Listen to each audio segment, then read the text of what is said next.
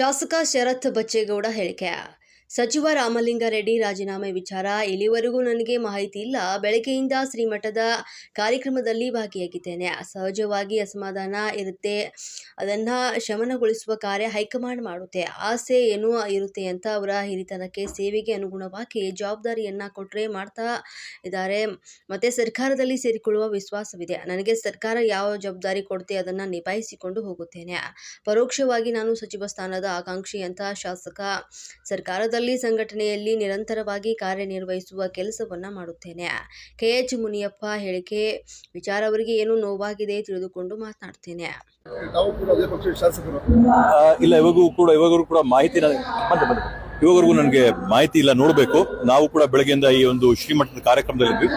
ಇವಾಗ ಮಾಹಿತಿನ ನೋಡಿ ಎಲ್ಲೇನು ನಡೀತದೆ ನೋಡ್ಕೋಬೇಕು. ಬಟ್ ಸಹಜವಾಗಿ ಸ್ವಲ್ಪ ಇದ್ದೇ ಇರುತ್ತೆ. ಅದನ್ನ ಸೆಟರೇಟ್ ಮಾಡೋಂಥದ್ದು ಹೈಕಮಾಂಡ್ ಮಾಡೇ ಮಾಡುತ್ತೆ ಅನ್ನೋ ವಿಶ್ವಾಸ, ನಂಬಿಕೆ ಇದೆ.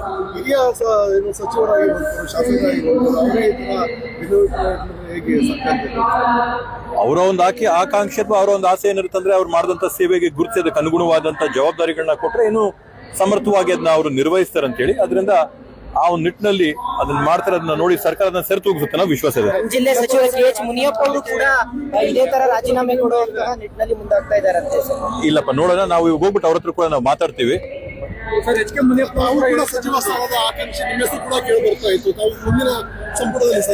ಸರ್ಕಾರ ಯಾವ ಜವಾಬ್ದಾರಿ ಕೊಡುತ್ತೆ, ಪಕ್ಷ ಏನ್ ಜವಾಬ್ದಾರಿ ಕೊಡುತ್ತೆ, ಆ ಜವಾಬ್ದಾರಿ ಎಲ್ಲ ಕೂಡ ಪಕ್ಷದ ಸಂಘಟನೆ ಆಗಿರ್ಬೋದು, ಸರ್ಕಾರದಲ್ಲಿ ಆಗಿರ್ಬೋದು, ಏನೇ ಜವಾಬ್ದಾರಿ ಸರ್ಕಾರ ಕೊಡುತ್ತೋ, ಏನೇ ಜವಾಬ್ದಾರಿ ಪಕ್ಷ ಕೊಡುತ್ತೋ ಅದನ್ನೆಲ್ಲವನ್ನು ಕೂಡ ಮಾಡಕ್ ನಾನು ತಯಾರಾಗಿದ್ದೀನಿ. KH ಮುನಿಯಪ್ಪ ಸಾಹೇಬ್ರು ಕೂಡ ಅವರು ಹಿರಿಯ ಮಂತ್ರಿಗಳು, ಹಿರಿಯ ಸಚಿವರು.